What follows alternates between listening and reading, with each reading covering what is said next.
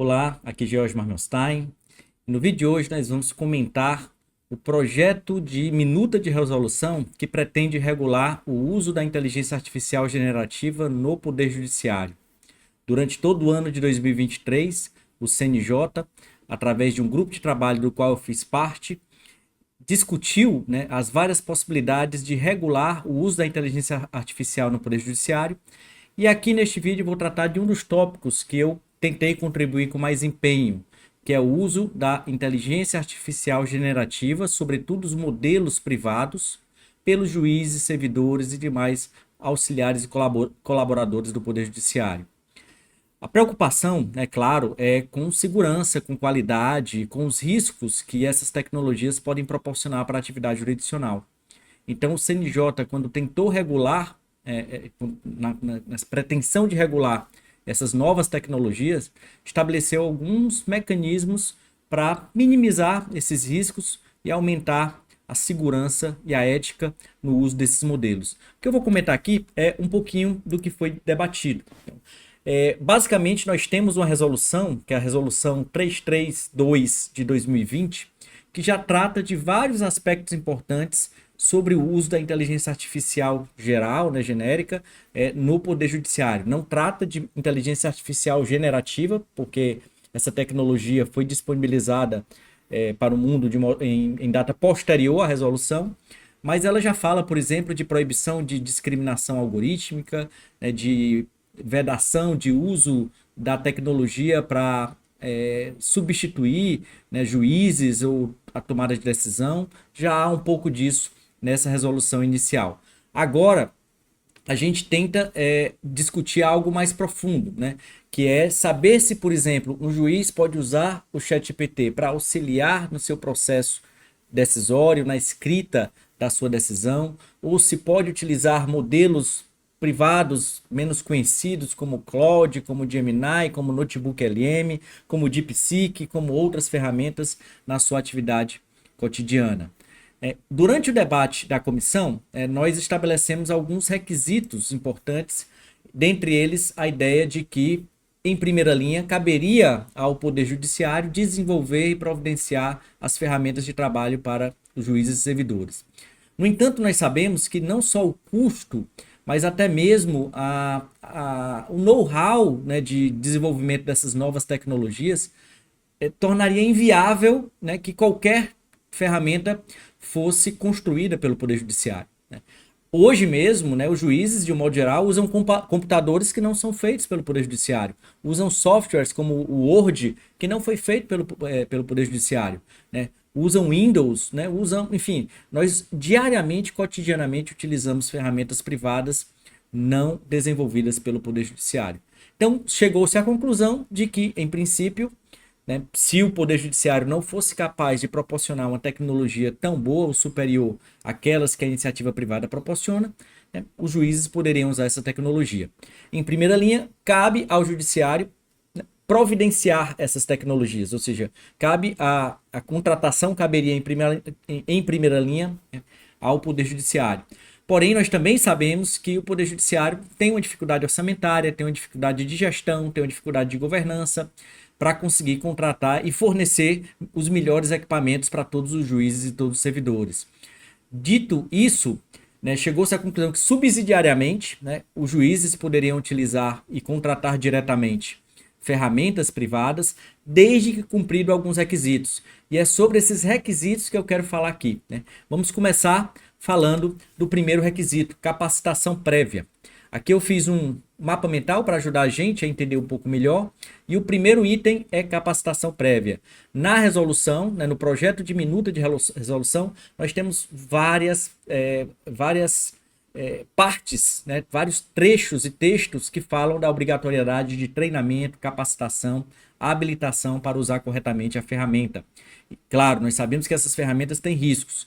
E por isso, para usar essas ferramentas, tem que saber usar, tem que saber como elas funcionam. Pelo menos duas linhas aqui a gente pode abordar sobre essa questão da capacitação. Primeiro, que os usuários previamente devem se capacitar antes de usar o modelo para atividade profissional. E segundo, cabem aos tribunais e às escolas da magistratura fornecer esse treinamento para os juízes, né? Obviamente, se os juízes e servidores quiserem também contratar cursos, né, por conta própria, isso é permitido.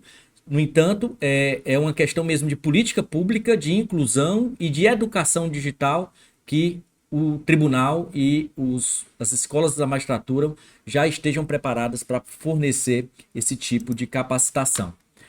Outro ponto muito relevante que vai se repetir em dois momentos da resolução é a sua natureza auxiliar das ferramentas dos LLMs, né, do ChatGPT, do Cloud. Isso significa dizer que há uma vedação explícita e expressa de que não se pode usar a ferramenta para substituir o processo decisório. Não se pode usar a ferramenta de modo autônomo, ou seja, você não pode dar autonomia à inteligência artificial generativa para que ela decida por conta própria sem nenhuma orientação, supervisão, direcionamento ou revisão do juiz. O juiz é responsável pela sua decisão e por isso ele deve ter pleno controle e comando sobre aquilo que está sendo produzido pela inteligência artificial generativa. Esse é um tópico também que eu acho muito relevante, tanto é que ele vai repetir, né, depois quando fala de vedação de uso, porque, de fato, nós sabemos que não só por limitações éticas, mas também e sobretudo por limitações técnicas, a inteligência artificial generativa não tem compromisso com a verdade, não tem senso de justiça, não tem sabedoria intrínseca e por isso ela precisa sim estar sob o controle do ser humano. Se o ser humano não controlar a ferramenta, será controlado por ela e nós não queremos isso, sobretudo quando se trata de decidir sobre vidas humanas, decidir sobre liberdade, decidir sobre patrimônio, propriedade, que em última análise, a atividade jurisdicional, que a função jurisdicional faz. O terceiro tópico que eu quero abordar, que é um dos tópicos mais relevantes, né, da discussão sobre o uso da inteligência artificial generativa no Poder Judiciário, envolve proteção de dados. Aqui é importante a gente ter em mente que os dados que são inseridos dentro dos modelos, né, os dados do processo judicial, uma petição inicial, os documentos, a contestação, sentença, não são dados do juiz, não são dados do servidor, não são nem mesmo dados do Poder Judiciário.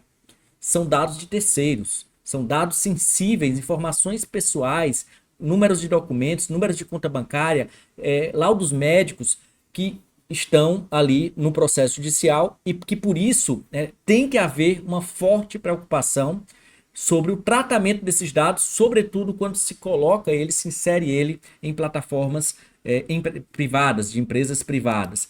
Por isso, a resolução esmiuça vários tópicos sobre proteção de dados, dizendo basicamente o seguinte: sim, os juízes e os servidores podem contratar ferramentas privadas, o judiciário também pode contratar ferramentas privadas para fornecer para os servidores e juízes. No entanto, essas empresas que serão contratadas terão que ter uma política de dados, de padrões de segurança, de conformidade com a legislação brasileira, com a política de dados brasileira, e que se não tiver, você não pode usar. Nós temos ainda, dentro desse mesmo modelo, uma vedação de usar modelos que não tenham compromisso com o não treinamento, né, com a não utilização dos dados do usuário para treinamento. Então, por exemplo, se você estiver usando um modelo como o da Meta, né, a Meta explicitamente diz: nós usamos os dados do usuário para treinamento, nós vamos usar os dados do usuário. Nesse caso, essa ferramenta não pode ser utilizada pelos juízes e servidores. Em geral, as duas principais ferramentas que a gente vai mais utilizar atualmente, que é o ChatGPT da OpenAI e o Cloud da Anthropic, na sua versão paga, tem esse compromisso, né, de não usar os dados, de garantir uma privacidade, uma política de dados, garantir o não compartilhamento e o não uso de dados. Então, se a gente estiver utilizando esses modelos que têm esse compromisso, tá ok, não tem problema. O problema vai ser usar modelos, né, que não tenham esse compromisso. Por exemplo, o DeepSeek, modelo chinês, ele não tem nenhuma política de dados no seu site. Você nem consegue ver, né, exatamente o que é que ele faz. Não tem, né? Não é nem aquelas políticas de consentimento, não tem nenhum consentimento. Simplesmente eles estão ali, né, usando os dados do usuário a bel prazer. Então, enquanto eles não tiverem esse compromisso com proteção de dados, né, o juiz e o servidor não poderão usar essa ferramenta na sua atividade. E tem também uma regra específica sobre dados sigilosos, processos sigilosos, documentos sigilosos. Em linha de princípio, não se pode usar inteligência artificial generativa, os LLMs, para analisar documentos sigilosos ou processos sigilosos, a não ser que se passe por um processo de anonimização. Isso está explícito também na resolução, uma proteção a mais para que a gente não coloque em risco dados sensíveis e dados sigilosos, sobretudo, né, quando podem ameaçar, por exemplo, a segurança, ameaçar a eficácia de uma operação policial ou algo do gênero. Então, em relação a dados sigilosos, tem que passar por um processo prévio de anonimização, que pode ser manual ou, né, por meio de ferramentas que, nesse caso, o próprio judiciário tem desenvolvido ferramentas para anonimização dos dados, o que facilita bastante o uso nessas situações.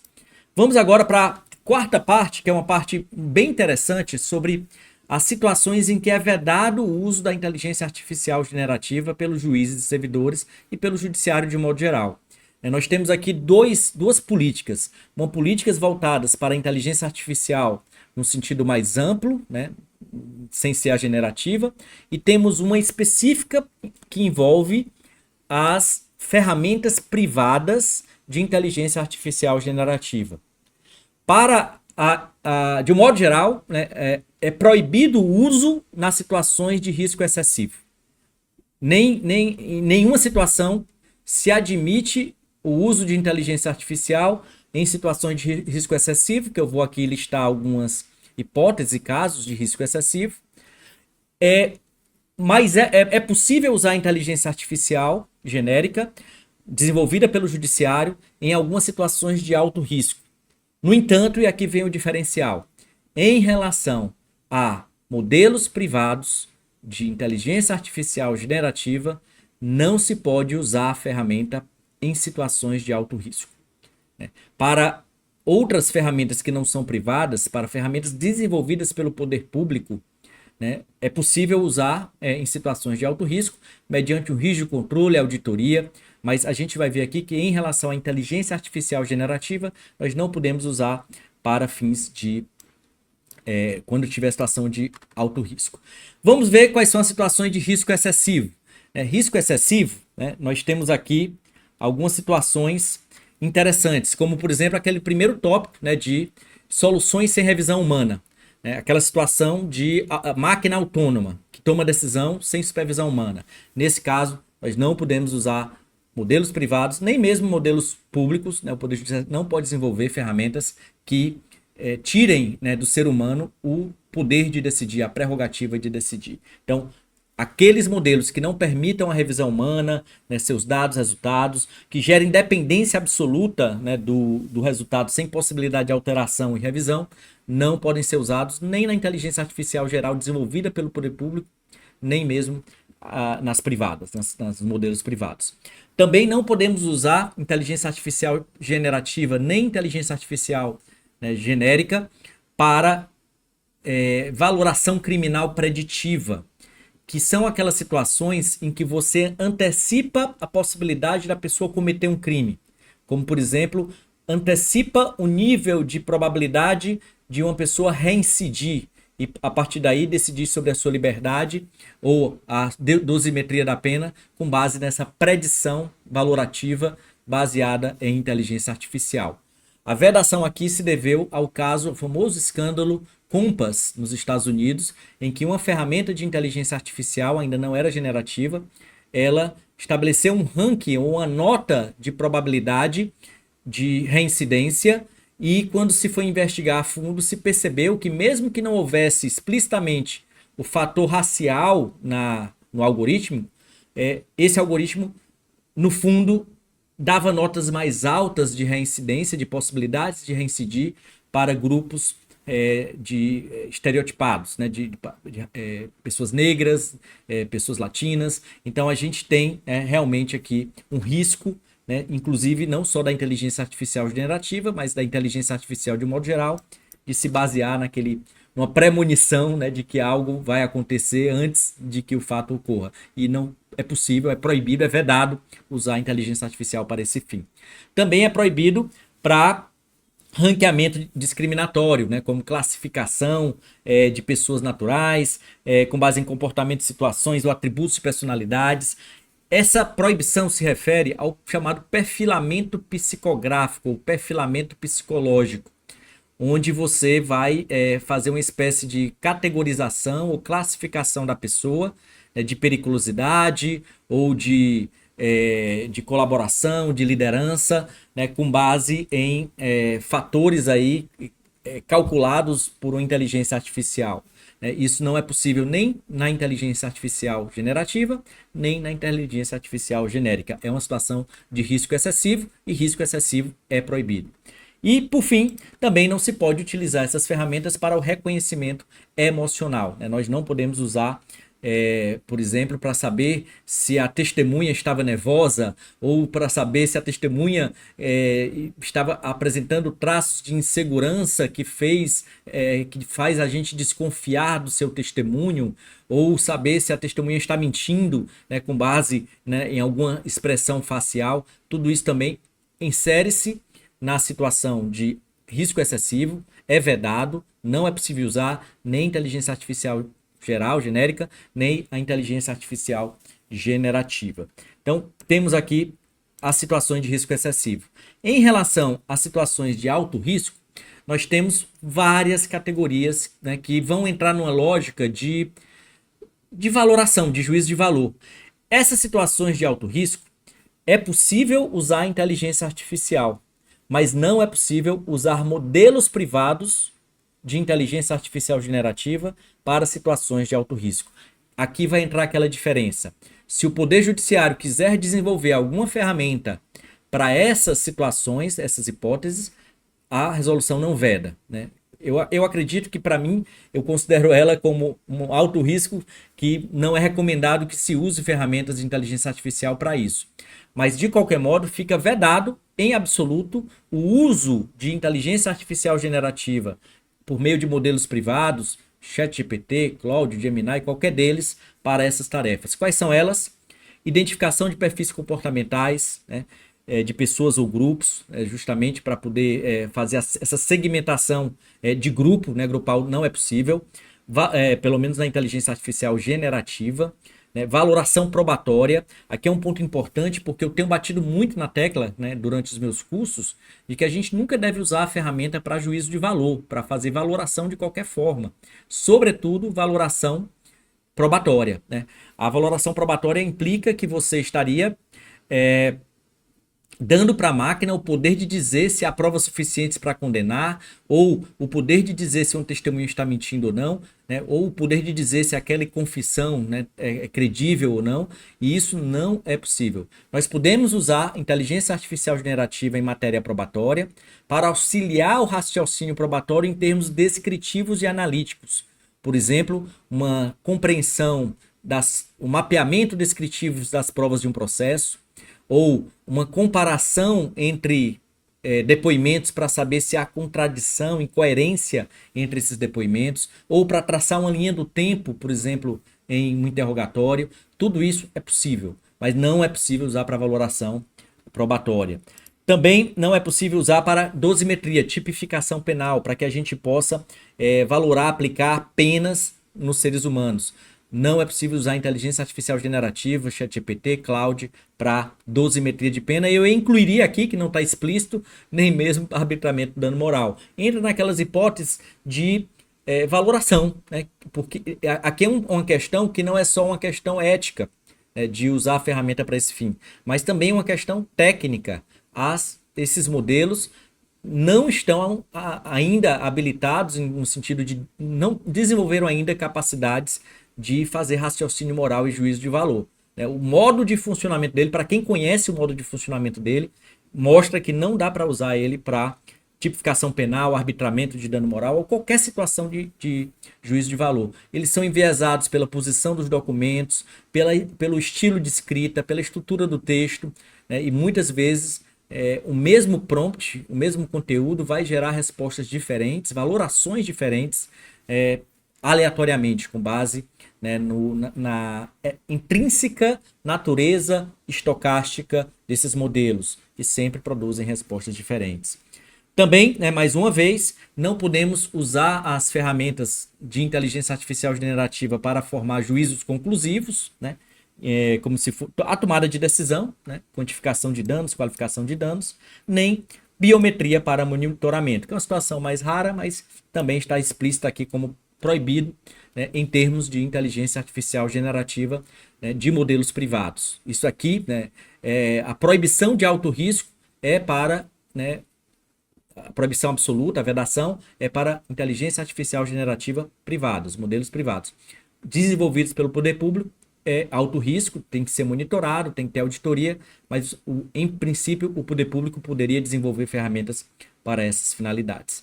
Finalmente, a gente conclui com o registro de uso, a questão da transparência, a questão de se explicitar ou não que se está usando inteligência artificial generativa. Nós tivemos um debate interessante sobre esse dever de rotular, né, dever de informar que um texto foi escrito ou não com inteligência artificial generativa, e o resultado final da minuta, claro que ainda vai ser submetido ao plenário do CNJ para ser aprovado ou não, mas o debate findou por concluir que o mais importante é você comunicar ao público que há um uso da inteligência artificial num sistema, para que você não precise colocar necessariamente em cada texto, né, que aquele texto foi produzido com auxílio de inteligência artificial, mas no sistema eletrônico você tem que informar, né, que ali está sendo usada, né, de um modo genérico, naquela unidade jurisdicional está sendo usado inteligência artificial generativa, de preferência mostrando o modelo. Não há necessidade de colocar no corpo da decisão, é faculdade do magistrado colocar ou não a informação de que está usando inteligência artificial generativa, mas há um dever, uma obrigação de comunicar à corregedoria que se está usando esses modelos para que ela possa fazer a fiscalização se aquele modelo está de acordo com a resolução, para saber se o magistrado está capacitado a fazer aquela análise e também para saber se está usando de modo ético e correto, né, dentro do papel da corregedoria. Enfim, temos aqui um overview, né, da resolução. A resolução vai muito além disso. A resolução não trata apenas de inteligência artificial generativa. É uma resolução muito abrangente, muito detalhada, com muitos aspectos interessantes que merecem discussão.